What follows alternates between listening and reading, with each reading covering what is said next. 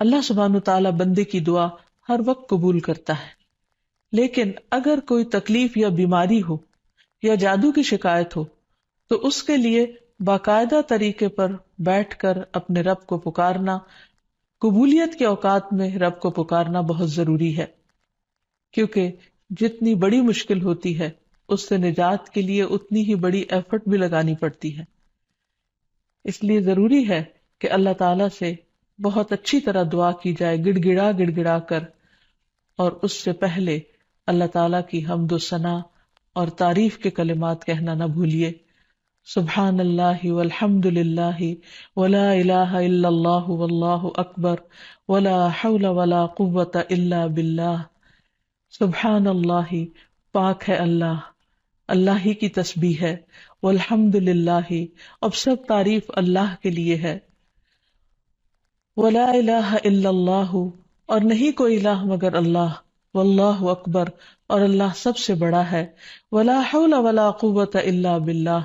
اور کسی قسم کی نیکی کرنے کی طاقت اور گناہ سے بچنے کی طاقت نہیں انسان کے پاس مگر اللہ ہی کی مدد سے۔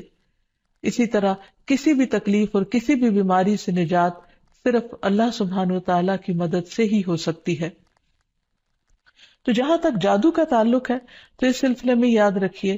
کہ جادو کے بہرحال اپنے اثرات ہوتے ہیں مگر بإذن اللہ، اور اس سلسلے میں ہمیں یہ بھی یاد رہے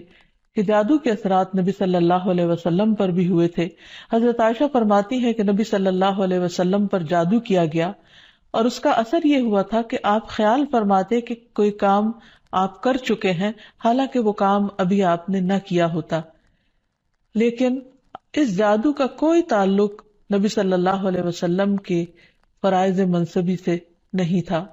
یعنی آپ کے اوپر باقاعدہ وحی آتی تھی، آپ لوگوں کو تعلیم دیتے تھے، آپ کی جتنی بھی ذمہ داریاں ہیں ان کو بہت آسان طریقے سے پورا کر رہے تھے۔ ہاں، بعض اوقات عام روزمرہ کے کاموں میں کچھ خلل واقع ہو جاتا۔ اسی طرح حضرت عائشہ رضی اللہ تعالی عنہا پر بھی جادو کیا گیا۔ اس سلسلے میں عمرہ جو ان کی شاگرد ہیں وہ کہتی ہیں کہ ایک مرتبہ حضرت عائشہ بیمار ہو گئی اور ان کی بیماری کا دورانیہ بہت لمبا ہو گیا، یعنی وہ ٹھیک نہیں ہو رہی تھی۔ اسی دوران مدینہ منورہ میں ایک طبیب آیا، یعنی علاج معالجہ کرنے والا، تو حضرت عائشہ کے بھتیجے ان کے پاس گئے اور انہوں نے حضرت عائشہ کا نام لیے بغیر ان کی ساری علامات بتائیں کہ وہ کس قسم کی تکلیف میں مبتلا ہیں، اور ان سے پوچھا کہ یہ کس قسم کی بیماری ہے۔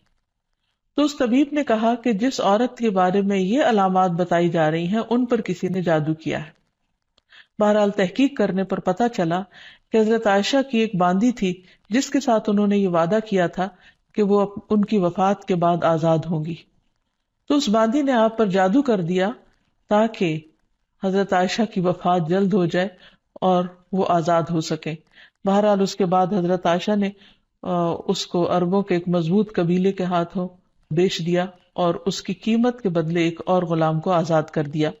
تو اس واقعے سے بھی پتہ چلتا ہے کہ بہرحال جادو برحق ہے، یعنی جادو ایک اثر رکھتا ہے۔ برحق ہونے کا مطلب یہ نہیں کہ اس کا کرنا درست ہے، ہرگز نہیں، بلکہ جادو تو کفر ہے، جادو تو کبیرہ گناہوں میں سے ایک گناہ ہے، لیکن لوگ بہت سے اور کبیرہ گناہوں کی طرح اس گناہ کا بھی ارتکاب کرتے چلے جاتے ہیں۔ تو اس لیے اس بارے میں معلوم ہونا چاہیے انسان کو کہ یہ کس قسم کی بیماری ہے، کس قسم کی تکلیف ہے، اور اس کے مقاصد کیا ہے اور اس کا علاج کیا ہے۔ سب سے پہلی بات تو یہ ہے کہ جادو عموماً دشمنی یا حسد کی وجہ سے کیا جاتا ہے، یا کسی سے کوئی انتقام لینے کے لیے، کوئی بدلہ لینے کے لیے، اور اس کا مقصد یہ ہوتا ہے کہ دوسرے کو تکلیف میں مبتلا کر دیا جائے۔ یہ بالکل ایسے ہی ہے جیسے لوگوں کو جسمانی طور پر تکلیف میں مبتلا کیا جاتا ہے کہ کسی کو کچھ مارا جائے ہاتھ سے یا کسی ڈنڈے سے تو جسم کو تکلیف ہوتی ہے، اسی طرح روح کو بھی تکلیف پہنچتی ہے، اور روح کی تکلیف کچھ الفاظ کے ذریعے ہوتی ہے۔ جیسے عام روزمرہ زندگی میں بھی جب کوئی ہماری تعریف کرتا ہے تو ہمیں اچھا لگتا ہے، اور جب کوئی ہمیں گالی گلوچ کرتا ہے تو ہمیں اس سے تکلیف پہنچتی ہے، اذیت پہنچتی ہے، چونکہ روح اور جسم آپس میں گندے ہوئے ہیں۔ اس لیے اگر جسم کو کوئی تکلیف پہنچتی ہے تو وہ اس کا اثر روح تک جاتا ہے۔ اسی طرح اگر روح پر کوئی چیز اثر انداز ہوتی ہے، کوئی کلام یا کچھ ایسے عملیات، تو اس کا اثر جسم تک بھی جاتا ہے، اور اس طرح انسان جادو کے اثر سے نہ صرف یہ کہ روحانی طور پر بلکہ بعض اوقات جسمانی طور پر بھی بیمار ہو سکتا ہے، اور اس میں بہت سے مذموم مقاصد ہوتے ہیں. بعض اوقات والدین اور اولاد میں یا شوہر بیوی میں یا دوستوں میں لڑائی جھگڑا اور ناچاکی پیدا کی جاتی ہے، اور باہم پیار محبت کے رشتوں کے اندر نفرت کے بیج بوئے جاتے ہیں. پھر یہ کہ جادو کی علامات کیا ہیں، کس کو کیسے پتا چلے کہ جادو ہوا ہے یا نہیں. تو اس میں یہ ہے کہ انسان کی ان یوزول سی کنڈیشن ہو جاتی ہے، یعنی انسان اسی روٹین میں زندگی بسر کر رہا ہے، وہی صبح اٹھنا، کھانا پینا، روزمرہ کے معمولات، لیکن کسی چیز میں دل نہیں لگتا، طبیعت بیزار ہونے لگتی ہے. اور یہ نہیں کہ یہ ایک دن کے لیے، 2 دن کے لیے، کیونکہ ایسا تو ہر ایک کے ساتھ ہو ہی جاتا ہے. ایک لمبے عرصے کے لیے کیفیات تبدیل ہونے لگتی ہیں، سستی یا گھبراہٹ طاری ہو جاتی ہے، ذہنی انتشار یعنی کسی چیز پر کنسنٹریشن کا نہ رہنا، حد سے زیادہ چڑچڑا پن، بعض اوقات عبادات میں بالکل دل نہ لگنا، اور بغیر کسی ظاہری بیماری کے یا بغیر کسی ظاہری جسمانی بیماری کے انسان کے اندر بیماری کی کیفیت محسوس ہوتے رہنا. بعض اوقات ڈراؤنے خواب آتے ہیں، کبھی خون کے چھینٹے اور کچھ غیر معمولی قسم کی چیزیں گھروں میں دیکھی جاتی ہیں. بعض اوقات خاوند بیوی ایک دوسرے سے نفرت کرنے لگتے ہیں، ان میں جدائی تک ہو جاتی ہے.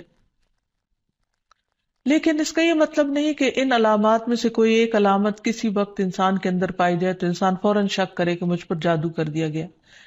کیونکہ آج کل یہ وبا بھی بہت عام ہو چکی ہے کہ ہر دوسرا شخص اس وہم میں گرفتار ہے کہ اس پر کسی نے کچھ کر دیا ہے.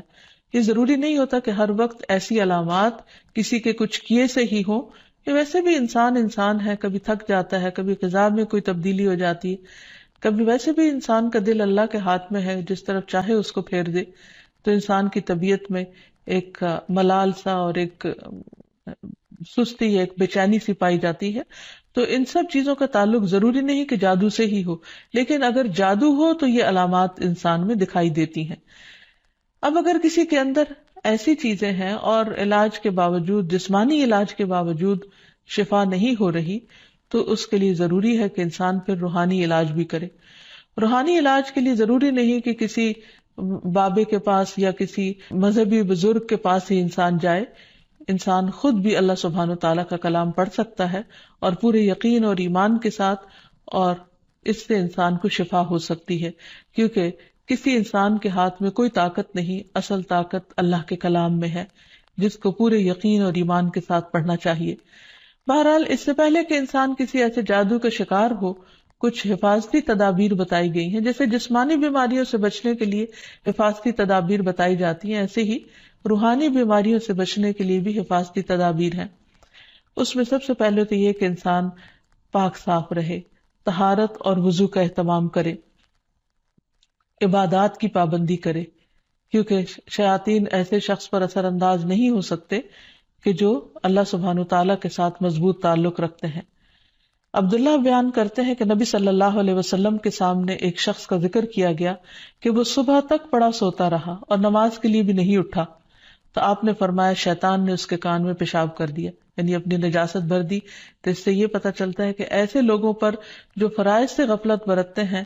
وہ زیادہ ایسی بیماریوں کا شکار ہوتے ہیں. اسی طرح عبادات کی پابندی بہت ضروری ہے، کیونکہ جب انسان اللہ تعالیٰ کے آگے جھکتا ہے، اللہ تعالیٰ کے ساتھ اس کا تعلق مضبوط ہوتا ہے، تو نہ تو وہ توہمات کا شکار ہوتا ہے اور نہ ہی وہ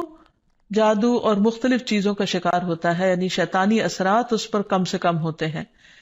اسی لیے نبی صلی اللہ علیہ وسلم کے سامنے جب ذکر کیا گیا کہ ایک شخص صبح تک پڑا سوتا رہا اور نماز کے لیے بھی نہیں اٹھا، تو اس پر آپ نے فرمایا کہ شیطان نے اس کے کان میں پیشاب کر دیا ہے، یعنی اپنی نجاست اس میں ڈال دی ہے. تو جو شخص شیطانی نجاست کے اثر میں ہو، پھر وہ سب سے بڑی بیماری اس کو لاحق ہو جاتی ہے، چاہے اس کو جادو کہیں یا کچھ اور. لیکن حقیقت یہ ہے کہ انسان جب اللہ کا اطاعت گزار بنتا ہے، رب کا فرما بردار بنتا ہے، تو شیطان اس کو اپنے کنٹرول میں نہیں لے سکتا، کیونکہ اللہ تعالیٰ فرماتے ہیں ان عبادی لیس لک علیہم سلطان، میرے بندے تیرا ان پر کوئی زور نہیں چلتا، کوئی زور نہیں چل سکے گا. ایک اور جگہ پر فرمایا الا عبادک المخلصین، مگر تیرے چنے ہوئے بندے. تو ہمیں ایسے بندوں میں شامل ہو جانا چاہیے جو اللہ کے محبوب ہیں، اللہ کے چنے ہوئے ہیں، اور اس کے لیے اللہ تعالیٰ نے جو ہمیں احکامات دیے ہیں، جو طریقے سکھائے ہیں، ان کے مطابق زندگی بسر کی جائے۔ پھر اسی طرح یہ ہے کہ کثرت سے اللہ تعالیٰ کا ذکر کیا جائے، خصوصاً استغفار، کیونکہ بہت سی تکلیفیں انسان کے اپنے ہی گناہوں کی وجہ سے آتی ہیں۔ جیسے آتا ہے ما اصابکم من مصیبت فبما کسبت ایدیکم، جو بھی مصیبت تم کو پہنچی وہ تمہارے اپنے ہاتھوں کی کمائی کی وجہ سے تھی۔ پھر اسی طرح اپنے گھروں کو تصاویر اور مجسموں سے پاک کرنا چاہیے، کیونکہ رسول اللہ صلی اللہ علیہ وسلم نے فرمایا فرشتے اس گھر میں داخل نہیں ہوتے جہاں کتا اور تصویر ہوتا ہے۔ پھر حفاظتی تدابیر میں سے یہ بھی ہے کہ انسان اپنے کھانے پینے کی عادات کو درست کرے، اور اس میں خصوصاً نبی صلی اللہ علیہ وسلم نے صبح کے وقت اجوا کھجور کھانے کا حکم دیا۔ آپ نے فرمایا جو شخص صبح کے وقت 7 کھجوریں کھائے گا یعنی اجوا، اس روز جادو اور زہر سے بچا رہے گا، یعنی اس کے اندر اتنی امیونٹی پیدا ہو جاتی ہے کہ پھر برے اثرات، زہریلے اثرات اس کو نقصان نہیں دے سکتے۔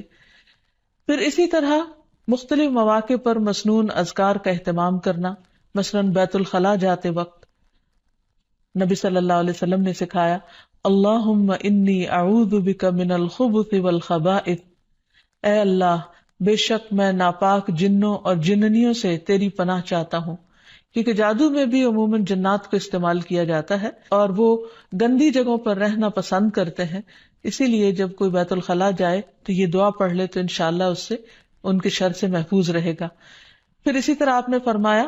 جنوں کی آنکھوں اور بنی آدم کی شرم گاہوں کا پردہ یہ ہے کہ جب کوئی بیت الخلاء جائے تو بسم اللہ پڑھ لے تو کوئی بھی اس کو پھر دیکھ نہیں سکتا۔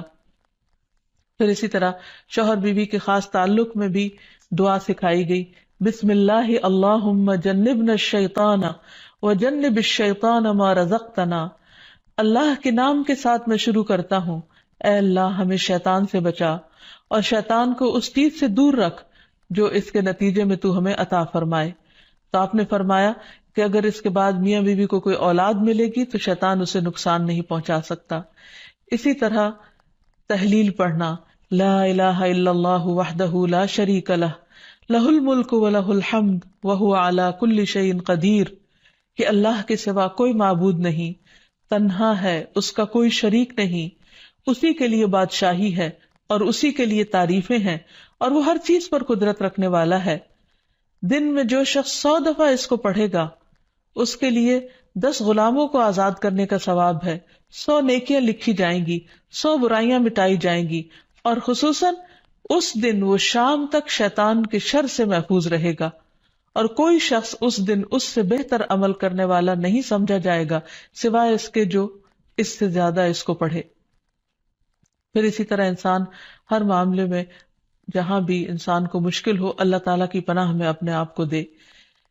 تو خلاصہ کلام یہ ہے کہ انسان اپنے آپ کو مختلف طرح کے توہمات سے بھی بچائے، اور ہر چھوٹی بڑی بات کو جادو قرار نہ دے، یا کسی کام کو کرنے کا ارادہ نہ ہو تو یہ سوچے کہ مجھ پر جادو کر دیا گیا ہے اس لیے میں اس کام کو نہیں کر سکتا، تو یہ دراصل شیطانی وسوسے ہوتے ہیں، اس لیے ان سے بچنا بھی ضروری ہے۔ بہرحال اگر ایسے وسوسے ہوں یا حقیقت میں کوئی بیماری ہو تو اس کا علاج بھی بتایا گیا ہے، کیونکہ کوئی بیماری ایسی نہیں کہ جو قابل علاج نہ ہو۔ رسول اللہ صلی اللہ علیہ وسلم نے فرمایا ہر بیماری کے لیے دوا ہے، جب کسی مریض کو صحیح طریقے پر بیماری کی دوا پہنچتی ہے تو وہ اللہ تعالیٰ کے حکم سے درست ہو جاتا ہے۔ اسی طرح جادو بھی ایک بیماری ہے، اور اس بیماری کا علاج بھی قرآن و سنت میں موجود ہے۔ اس کے لیے سب سے پہلے تو یہ پتہ لگانے کی ضرورت ہے کہ کیا واقعی جادو ہے بھی یا نہیں، اور اس میں ہم دیکھتے ہیں کہ نبی صلی اللہ علیہ وسلم کو خواب کے ذریعے دکھایا گیا تھا کہ ان پر جو جادو کیا گیا ہے وہ کہاں پر دبایا گیا ہے، تو آپ نے اس کو نکلوایا تھا۔ لیکن ضروری نہیں کہ ہم میں سے ہر ایک کو یہ پتا چل سکے کہ جادو ہے کا، اول تو ہو سکتا ہو ہی نہ، صرف توہم ہی ہو، ایک خیال ہی ہو کسی کا، کیونکہ بعض چیزیں انسان جب بار بار سوچتا ہے تو وہ اس کو حقیقت معلوم ہونے لگتی ہے۔ لیکن اگر انسان کو کوئی ایسا خواب آ جائے تو ٹھیک ہے، اور اگر نہیں بھی آتا تو انسان اللہ سبحانہ و تعالیٰ کا ذکر کرتا رہے اور اس کے ذریعے علاج کرے۔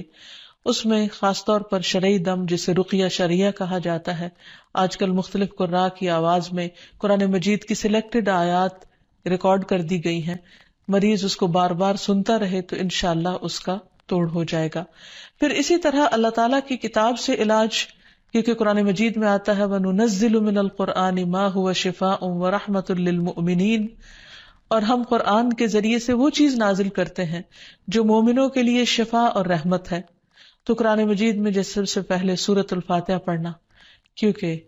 اس کے اندر اللہ تعالیٰ سے مدد مانگی جاتی ہے، ایاک نعبد و ایاک نستعین، صرف تیری ہم عبادت کرتے ہیں اور صرف تجھی سے ہم مدد چاہتے ہیں کہ یا اللہ تو ہماری اس بیماری اور تکلیف کو دور فرما دے۔ پھر اسی طرح آیت الکرسی، کیونکہ جب انسان آیت الکرسی پڑھتا ہے تو اللہ سبحانہ وتعالیٰ کی طرف سے اس کے لیے ایک خاص محافظ مقرر کر دیا جاتا ہے، اور اگر رات کو انسان پڑھ کر سوتا ہے تو صبح تک وہ فرشتہ انسان کی حفاظت کرتا ہے۔ پھر اسی طرح سورۃ البقرہ کا پڑھنا، رسول اللہ صلی اللہ علیہ وسلم نے فرمایا سورۃ البقرہ پڑھا کرو، کیونکہ اس کا پڑھنا باعث برکت ہے، اسے چھوڑنا باعث حسرت ہے، اور اس کے پڑھنے والے پر جادوگر قدرت نہیں پا سکتے۔ یعنی جو شخص قرآن پڑھتا ہے، خصوصاً سورۃ البقرہ پڑھتا رہتا ہے، تو کسی کا جادو اس شخص پر اثر نہیں کرتا۔ پھر اسی طرح معوذات پڑھنا، رسول اللہ صلی اللہ علیہ وسلم نے فرمایا صبح اور شام 3 بار معوذات کہہ لو تو یہ تمہاری ہر چیز سے کفایت کریں گی، یعنی سورۃ الاخلاص، قل اعوذ برب الفلق اور قل اعوذ برب الناس۔ اس کے علاوہ بھی مریض قرآن مجید کی تلاوت کثرت کے ساتھ کرتا رہے، اور پھر اگر ہو سکے تو بیری کے پتوں کو پانی میں ملا کر اس پانی سے غسل کر لے، اس کو بھی ایک مؤثر علاج کے طور پر بتایا گیا ہے۔ لیکن اس کے ساتھ ساتھ انسان غیر شرعی طریقوں سے مکمل طور پر پرہیز کرے، کیونکہ اس سے انسان کے ایمان اور عقیدے میں خلل واقع ہو جاتا ہے۔ رسول اللہ صلی اللہ علیہ وسلم نے فرمایا جس نے حرام چیز کے ساتھ علاج کیا اللہ تعالیٰ اس کے لیے اس میں شفا نہیں بنائے گا، یعنی اس کو پھر فائدہ نہیں ہوگا۔ پھر اسی طرح جادو کا علاج جادو سے نہیں کرنا چاہیے، یعنی اگر انسان کو کبھی ایسا وہم ہو تو جادوگروں کے پاس نہ جائے، یا ایسے طریقے اختیار نہ کرے کہ جس سے جو ہمارے دین میں نہیں یا ہماری شریعت کے خلاف جاتے ہیں۔ رسول اللہ صلی اللہ علیہ وسلم نے فرمایا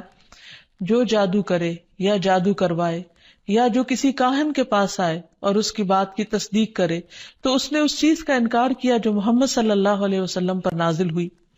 اسی لیے غیر شرعی جھاڑ پھونک سے مکمل اجتناب کرنا چاہیے۔ نبی صلی اللہ علیہ وسلم سے نشرہ کے بارے میں دریافت کیا گیا تو آپ نے فرمایا یہ شیطانی عمل ہے۔ اور نشرہ کیا ہوتا ہے؟ جن یا جادو اتارنے کے لیے شرکیہ یا جاہلانہ منتر پڑھنا اور یا پڑھوانا۔ تو ایسے الفاظ جس کا بعض اوقات معنی معلوم نہیں ہوتا اور یہ بھی نہیں پتا ہوتا کہ اللہ تعالیٰ کو پکارا جا رہا ہے یا کسی جن یا کسی اور شیطان کو پکارا جا رہا ہے اور اس سے مدد لی جا رہی ہے، تو اس لیے کسی بھی ایسے کلام کو پڑھنا یا کسی سے پڑھوانا درست نہیں۔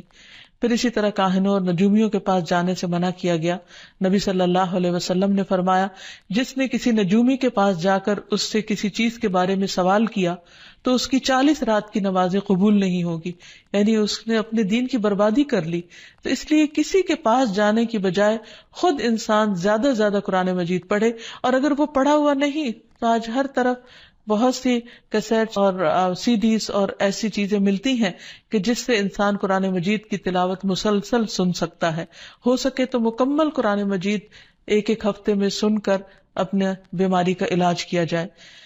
پھر اسی طرح یہ ہے کہ باقی دعائیں بھی جو جادو کے توڑ کی بتائی گئی ہیں ان کو پڑھتے رہنا انسان کو فائدہ دیتا ہے، جس میں خاص طور پر اور آخر میں یہ 2 خاص دعائیں جو نبی صلی اللہ علیہ وسلم نے جنات اور جادو کے شر سے بچنے کے لیے سکھائی ہیں، ان کو بار بار پڑھتا رہے، صبح و شام پڑھتا رہے حتیٰ کہ افاقہ ہو جائے۔ پہلی دعا ہے اعوذ بکلمات اللہ التامات التی لا یجاوزہن بر ولا فاجر من شر ما خلق وذرأ وبرأ ومن شر ما ينزل من السماء ومن شر ما يعرج فيها ومن شر ما ذرأ في الأرض ومن شر ما يخرج منها ومن شر فتن الليل والنهار ومن شر كل طارق إلا طارقا يطرق بخير يا رحمن۔ میں اللہ کے کامل کلمات کے ساتھ پناہ چاہتا ہوں جن سے آگے نہ تو کوئی نیک اور نہ ہی کوئی برا شخص بڑھ سکتا ہے، ہر اس چیز کے شر سے جس کو اس نے بنایا، پیدا کیا اور پھیلایا، اور ہر اس چیز کے شر سے جو آسمان سے اترتی ہے، اور ہر اس چیز کے شر سے جو اس میں چڑھتی ہے، اور ہر اس چیز کے شر سے جسے اس نے زمین میں پیدا کیا، اور اس چیز کے شر سے جو اس سے نکلتا ہے، اور رات اور دن کے فتنوں کے شر سے، اور رات کو آنے والے کے شر سے، سوائے اس کے جو خیر کے ساتھ آئے، اے رحم فرمانے والے۔ تو یہ دعا اور ایک اور دعا جو شدید جنات کے حملے سے بچانے والی دعا ہے، جس کے بارے میں کعب الاحبار کہتے ہیں کہ اگر میں یہ چند کلمات نہ پڑھتا تو یہود مجھے گدھا بنا دیتے۔ لوگوں نے پوچھا وہ کلمات کیا ہیں؟ تو کعب نے کہا اعوذ بوجہ اللہ العظیم الذی لیس شیء اعظم منہ وبکلمات اللہ التامات التی لا یجاوزہن بر ولا فاجر وباسماء اللہ الحسنى كلها ما علمت منها وما لم اعلم من شر ما خلق وبرأ وذرأ۔ میں اللہ کے عظیم چہرے کی پناہ مانگتا ہوں جس سے عظیم کوئی اور چیز نہیں، اور اس کے مکمل کلمات کے ساتھ پناہ چاہتا ہوں جن سے آگے نیک یا بد نہیں بڑھ سکتا، اور اس اللہ کے تمام اسماء حسنہ کے ساتھ پناہ چاہتا ہوں جن کو میں جانتا ہوں اور جن کو میں نہیں جانتا، ہر اس چیز کے شر سے جس کو اس نے بنایا، پیدا کیا اور پھیلایا۔ پھر یہ بھی یاد رہے کہ شیطان انسان پر مختلف طریقے سے حملے کرتا ہے، مثلاً اللہ تعالیٰ کے بارے میں شک پیدا کرنا۔ رسول اللہ صلی اللہ علیہ وسلم نے فرمایا تم میں سے کسی کے پاس شیطان آتا ہے اور تمہارے دل میں پہلے تو یہ سوال پیدا کرتا ہے کہ فلاں چیز کس نے پیدا کی، فلاں چیز کس نے پیدا کی، یہاں تک کہ آخر میں اس بات تک پہنچا دیتا ہے، کہتا ہے کہ خود تمہارے رب کو کس نے پیدا کیا۔ جب کسی شخص کو ایسا وسوسہ ڈالے تو اللہ سے پناہ مانگنی چاہیے اور اس شیطانی خیال کو چھوڑ دینا چاہیے۔ پھر اسی طرح شیطان انسان کو اللہ تعالیٰ کی اطاعت سے روکتا ہے۔ اس نے پہلے ہی دن یہ کہا تھا قال فبما اغویتنی لاقعدن لهم صراطک المستقیم، کہ ابلیس نے کہا کہ تو نے مجھے گمراہی میں مبتلا کیا، نعوذ باللہ، وہ اللہ تعالیٰ کو بلیم کر رہا ہے، تو اب میں بھی تیری سیدھی راہ پر گھات لگا کر بیٹھوں گا۔ پھر انسانوں کے آگے سے، پیچھے سے، دائیں سے، بائیں سے، غرض ہر طرف سے ان کو گھیروں گا، اور تو ان میں سے اکثریت کو شکر گزار نہ پائے گا۔ اور ایک حقیقت ہے کہ بہت کم لوگ ایسے ہیں جو خود کو ملنے والی نعمتوں پر شکر گزار ہوں اور خوش ہوں۔ بہت سے لوگ تو بندوں سے اور اللہ تعالیٰ سے شکوہ ہی کرتے چلے جاتے ہیں، اور جو کچھ ملا ہے اس کو نہیں دیکھتے۔ پھر اسی طرح شیطان کے کاموں میں سے ایک کام یہ ہے کہ وہ لوگوں کے دلوں میں فتنے پیدا کرتا ہے، لوگوں کے درمیان جھگڑے اور فساد پیدا کرتا ہے، خصوصاً میاں بیوی کے درمیان۔ اس سلسلے میں حدیث میں آتا ہے کہ شیطان کے لشکر جب لوگوں میں فتنہ ڈالنے جاتے ہیں تو ان میں سے ایک آتا ہے اور کہتا ہے کہ میں نے اس طرح کیا اور اس طرح کیا، تو شیطان کہتا ہے کہ تو نے کوئی بڑا کام نہیں کیا، یعنی اگر عام لوگوں میں جھگڑے فساد کرواتا ہے تو اس کو وہ کوئی کام نہیں گردانتا۔ پھر ان میں سے ایک اور آتا ہے اور کہتا ہے کہ میں نے فلاں آدمی کو اس وقت تک نہیں چھوڑا جب تک اس کے اور اس کے بیوی کے درمیان جدائی نہیں ڈال دی، یعنی لڑائی نہیں کروا دی۔ شیطان اسے اپنے قریب کر کے کہتا ہے کہ ہاں تو نے اچھا کیا، اور پھر اسے وہ اپنے ساتھ چمٹا لیتا ہے۔ اور ایک اور روایت میں آتا ہے کہ پھر وہ اس کے سر پر ایک تاج رکھ دیتا ہے کہ تم نے سب سے بڑا کام کیا، کیونکہ حقیقت یہ ہے کہ اگر شوہر بیوی کے درمیان اختلافات ہوں گے، لڑائی جھگڑے ہوں گے، تو گھر کی چولہے ڈھیلی ہو جائے گی، اور جب گھر کے اندر سکون نہیں رہے گا تو پھر اس سے بہت ساری بے پناہ خرابیاں پھوٹیں گی۔ اس لیے شوہر بیوی کے درمیان باہم محبت کا ہونا ایک بہت بڑی نعمت ہے۔ شقیق کہتے ہیں کہ ایک شخص جس کا نام ابو جریر تھا، وہ ابن مسعود کے پاس آیا اور اس نے کہا میں نے ایک کنواری لڑکی سے شادی کی ہے، لیکن میں خوف زدہ ہوں کہ وہ مجھ سے نفرت کرے گی۔ تو ابن مسعود نے فرمایا کہ الفت اللہ کی طرف سے ہوتی ہے اور بغض شیطان کی طرف سے۔ شیطان چاہتا ہے کہ تمہارے لیے اس چیز کو ناپسندیدہ کر کے دکھائے جو اللہ نے تمہارے لیے حلال کی، تاکہ انسان پھر حرام کی طرف مائل ہو۔ اسی طرح باہم بہن بھائیوں کے درمیان، دوستوں کے درمیان عداوت اور دشمنی پیدا کرتا ہے۔ قرآن مجید میں اللہ تعالیٰ فرماتے انما یرید الشیطان ان یوقع بینکم العداوۃ والبغضاء فی الخمر والمیسر، شیطان تو یہ چاہتا ہے کہ شراب اور جوئے کے ذریعے تمہارے درمیان دشمنی اور بغض ڈال دے، کیونکہ عموماً شراب کی محفلیں بھی دوستوں کے درمیان ہوتی ہیں، اور جوئے بھی عموماً دوستی آپس میں کھیل رہے ہوتے ہیں،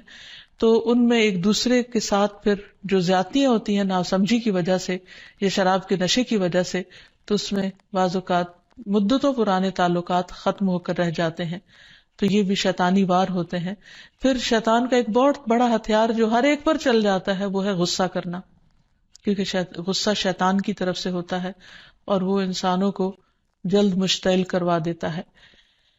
پھر اسی طرح اللہ کا ذکر بھلوا دینا. قرآن مجید میں آتا ہے استحوذ علیہم الشیطان فانساہم ذکر اللہ اولئک حزب الشیطان الا ان حزب الشیطان هم الخاسرون. شیطان ان پر غالب آ گیا سو اس نے انہیں اللہ کی یاد بھلا دی، یہ لوگ شیطان کا گروہ ہیں، سن لو یقیناً شیطان کا گروہ ہی وہ لوگ ہیں جو خسارہ اٹھانے والے ہیں. پھر اسی طرح شیطان کا ایک بہت بڑا وار نماز میں وسوسے ڈالنا ہے. اکثر لوگ نماز کے اندر بھول جاتے ہیں اور نماز کے وسوسوں کی شکایت کرتے ہیں اور نماز میں خشوع و خضوع کو سب سے مشکل کام گردانتے ہیں. حقیقت یہ ہے کہ نماز میں خشوع و خضوع اور کنسنٹریشن انسان کو جنت الفردوس کا مستحق بناتا ہے، لیکن جب انسان کی نماز خشوع و خضوع سے خالی ہوتی ہے، یعنی اس میں کنسنٹریشن نہیں ہوتی، تو انسان کو یوں محسوس ہوتا ہے جیسے اس نے نماز پڑھی ہی نہ ہو. اور جب سب سے پہلا فریضہ ہی انسان کا ڈھیلا پڑ جاتا ہے یا صحیح طور پر ادا نہیں ہوتا، تو ایسی صورت میں انسان کے دل میں کبھی بھی پھر اطمینان اور سکون نہیں آتا. تو بہرحال رسول اللہ صلی اللہ علیہ وسلم نے فرمایا کہ جب نماز کے لیے اذان دی جاتی ہے تو شیطان ہوا خارج کرتا ہے اور بڑی تیزی کے ساتھ پیٹ موڑ کر بھاگتا ہے تاکہ اذان کی آواز نہ سن سکے، اور جب اذان ختم ہو جاتی ہے تو پھر واپس آ جاتا ہے، لیکن جو ہی تکبیر شروع ہوتی ہے پھر پیٹ موڑ کر بھاگ جاتا ہے. جب تکبیر بھی ختم ہو جاتی ہے تو شیطان دوبارہ آ جاتا ہے اور نمازی کے دل میں وسوسے ڈالتا ہے اور کہتا ہے فلاں بات یاد کرو، فلاں بات یاد کرو. ان باتوں کی شیطان یاد دہانی کراتا ہے جن کا اسے کبھی خیال نہ گزرا تھا. اس طرح انسان کو محو کرتا ہے ان خیالات میں، یہاں تک کہ انسان کو یہ بھی یاد نہیں رہتا کہ اس نے کتنی رکعتیں پڑھی تھی، یعنی اس کو رکعتوں کی تعداد تک بھول جاتی ہے. پھر نماز کے اندر ادھر ادھر اس کو بھٹکاتا رہتا ہے اور کبھی اس کی نگاہ ادھر ادھر اٹھ جاتی ہے، ذرا سے شور پر انسان کی توجہ نماز سے ہٹ جاتی ہے، اور بعض اوقات انسان پوری کی پوری نماز پڑھ جاتا ہے لیکن اس میں اللہ کی یاد نام کی کوئی چیز نہیں ہوتی، کیونکہ اللہ کی یاد سب سے پہلے انسان کے دل میں ہوتی، اور اگر دل میں ہی اللہ کی یاد نہیں تو زبان سے محض پڑھا ہوا یاد نہیں کہلا سکتا. پھر اسی طرح شیطان انسان سے برائی اور بے حیائی کے کام کرواتا ہے. قرآن مجید میں اللہ تعالیٰ فرماتے ہیں کہ انما یأمرکم بالسوء والفحشاء وان تقولوا علی اللہ ما لا تعلمون، کہ وہ تمہارا کھلا دشمن ہے، وہ تمہیں برائی اور بے حیائی کا حکم دے گا، نیز اس بات کا کہ تم اللہ کے ذمے ایسی باتیں لگا دو جن کا تمہیں خود علم نہیں، یعنی ایسی باتیں اللہ تعالیٰ کے بارے میں کہو جو لا علمی پر مبنی ہو. بہت سے لوگ اللہ کے بارے میں یا اللہ تعالیٰ کے احکامات کے بارے میں جھگڑتے ہیں بغیر یہ جانے کہ اللہ تعالیٰ نے کسی بات کا حکم کیوں دیا ہے. پھر اسی طرح شیطان کا ایک حربہ ہے انسان کا لباس اتروانا، کیونکہ جنت کا لباس اتروایا تھا آدم اور حوا سے شیطان نے ان کو بہکا کر، اور دنیا میں بھی وہ یہی چاہتا ہے کہ انسان بے حیائی اور فحاشی کی طرف مائل ہو. پھر اسی طرح انسان کے برے اعمال کو شیطان مزین کرتا ہے. جب انسان کو غلط کام کرتا ہے اور اس پر اس کو شرمندگی نہیں ہوتی، اس پر اس کو کوئی ریگریٹس نہیں ہوتے، تو یہ دراصل شیطان کا حربہ ہوتا ہے جو اس پر چل چکا ہوتا ہے. پھر اسی طرح انسان کو اذیت بھی پہنچاتا ہے، جیسے ایوب علیہ السلام کو جو بیماری تھی اس میں وہ کہتے ہیں کہ وَاذْكُرْ عَبْدَنَا أَيُّوبَ إِذْ نَادَى رَبَّهُ أَنِّي مَسَّنِيَ الشَّيْطَانُ بِنُصْبٍ وَعَذَابٍ، اور ہمارے بندے ایوب کا ذکر کیجئے جب انہوں نے اپنے پروردگار کو پکارا کہ شیطان نے مجھے سخت تکلیف اور عذاب میں ڈال دیا ہے.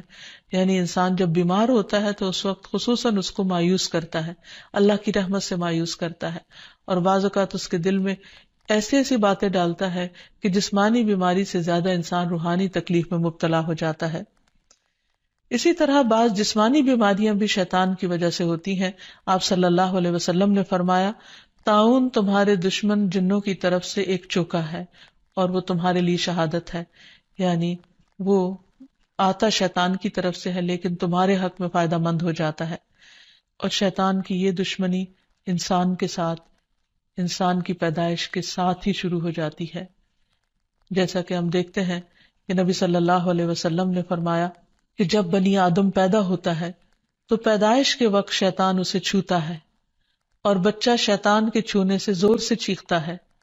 سوائے مریم اور ان کے بیٹے عیسیٰ علیہ السلام کے. اس کی وجہ مریم علیہ السلام کی والدہ کی دعا ہے کہ انی اعیذھا بک وذریتھا من الشیطان الرجیم، کہ میں اسے اور اس کی اولاد کو شیطان رجیم سے تیری پناہ میں دیتی ہوں. اور پھر شیطان تو اپنے کام کرتا ہے، لیکن انسان کو اس کے حملوں سے بچنے کی تدابیر اختیار کرنی چاہیے، جو قرآن و سنت میں ہمیں بہت اچھی طرح بتا دی گئی ہیں. سب سے پہلی بات تو یہ ہے کہ اللہ سبحانہ و تعالیٰ پر بھرپور ایمان اور توکل ہونا چاہیے، کیونکہ اللہ تعالیٰ کا وعدہ ہے کہ جو لوگ ایمان لائیں گے اور اپنے رب پر توکل کریں گے، شیطان ان کا کچھ بھی نہیں بگاڑ سکے گا. انما لیس لہ سلطان علی الذین آمنوا وعلی ربہم یتوکلون. پھر اسی طرح اللہ تعالیٰ کے لیے اخلاص برتنا، ہر کام صرف اللہ کے لیے کرنا، اپنے آپ کو شرک سے بچانا. تو جو شخص ایسا طریقہ اختیار کرے گا، شیطان کا اس پر بھی زور نہیں چلے گا. پھر ہر معاملے میں قرآن و سنت کی پیروی کرنا. پھر دن کا آغاز اور اختتام اللہ کے ذکر سے کرنا، اللہ کی یاد سے کرنا، اللہ کی فرما برداری کے کاموں سے کرنا. پھر اسی طرح کثرت سے سجدے کرنا، کیونکہ شیطان نے اللہ تعالیٰ کا حکم نہیں مانا تھا اور سجدے سے انکار کیا تھا. تو رسول اللہ صلی اللہ علیہ وسلم نے فرمایا جب کوئی آدمی سجدہ والی آیت پڑھ کر سجدہ کر لے تو شیطان روتے ہوئے دور ہٹ جاتا ہے اور کہتا ہے افسوس مجھ پر. آدمی کو سجدے کا حکم ملا تو اس نے سجدہ کر لیا، اس کے لیے جنت ہے، اور مجھے بھی سجدے کا حکم ملا لیکن میں نے انکار کر دیا اور میرے لیے جہنم ہے. تو اس لیے شیطان کی مخالفت اگر انسان کرنا چاہے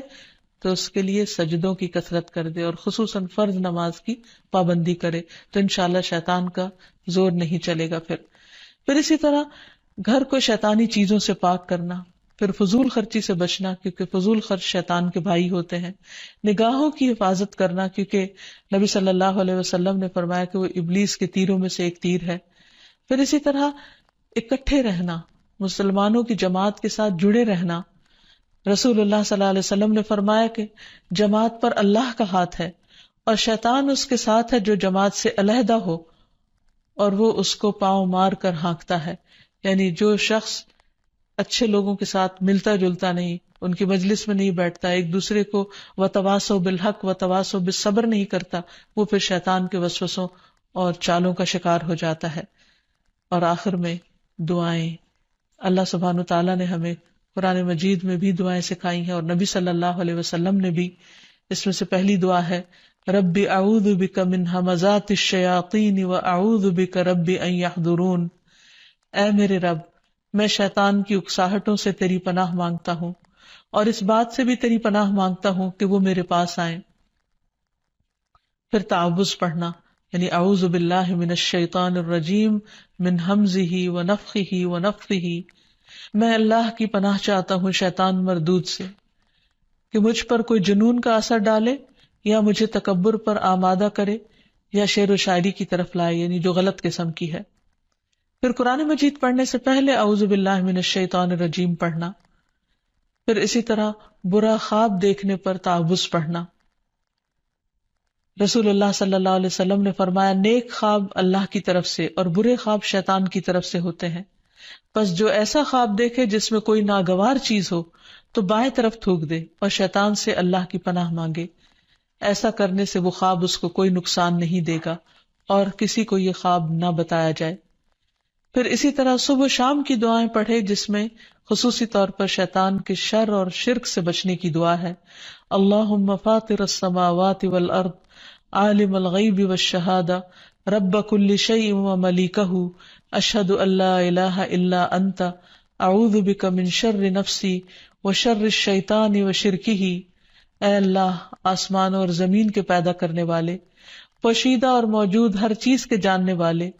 ہر چیز کے پالنہار اور اس کے مالک، میں گواہی دیتا ہوں کہ تیرے سوا کوئی معبود برحق نہیں. میں تیری ذات کے ذریعے اپنے نفس کے شر سے اور شیطان کے شر سے اور اس کے شرک سے پناہ مانگتا ہوں. آپ نے فرمایا جب صبح کرو اور جب شام کرو اور جب اپنے بستر پر آؤ تو اس دعا کو پڑھ لیا کرو. اسی طرح سب کام بسم اللہ پڑھ کر کرنا، کیونکہ انسان جب بسم اللہ پڑھتا ہے تو اللہ کا نام لیتے ہی شیطان دور بھاگ جاتا ہے. مثلا گھر سے نکلتے وقت بسم اللہ توکلت علی اللہ، سواری پر بیٹھتے ہوئے بسم اللہ پڑھنا. پھر اسی طرح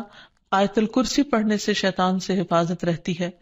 پھر صبح و شام کے اذکار میں لا الہ الا اللہ وحدہ لا شریک لہ لہ الملک و لہ الحمد وہو علی کل شیء قدیر، یہ 100 بار پڑھنا، اگر 100 بار نہیں تو کم از کم 10 بار انسان ضرور پڑھ لے. پھر اسی طرح لا الہ الا اللہ وحدہ لا شریک لہ لہ الملک و لہ الحمد یحیی و یمیت وہو علی کل شیء قدیر، جو شخص مغرب کے بعد 10 بار پڑھے گا اللہ تعالیٰ اس کی حفاظت کے لیے اسلحہ بردار فرشتے مقرر کر دیں گے جو اس کی صبح تک شیطان سے حفاظت کریں گے. تو اس لیے ہمیں بھی ان اذکار اور دعاؤں کا اہتمام کرنا چاہیے. اگر زبانی یاد نہ ہو تو دیکھ کر بھی پڑھے جا سکتے ہیں، لیکن حقیقت یہ ہے کہ اللہ کا ذکر ایک مضبوط قلعہ ہے جس میں انسان پناہ لیتا ہے ہر قسم کے شر سے بچنے کے لیے، خصوصاً شیطان کے شر سے. تو اللہ تعالی ہم سب کو اس سے محفوظ رکھے. وآخر دعوانا ان الحمد للہ رب العالمین.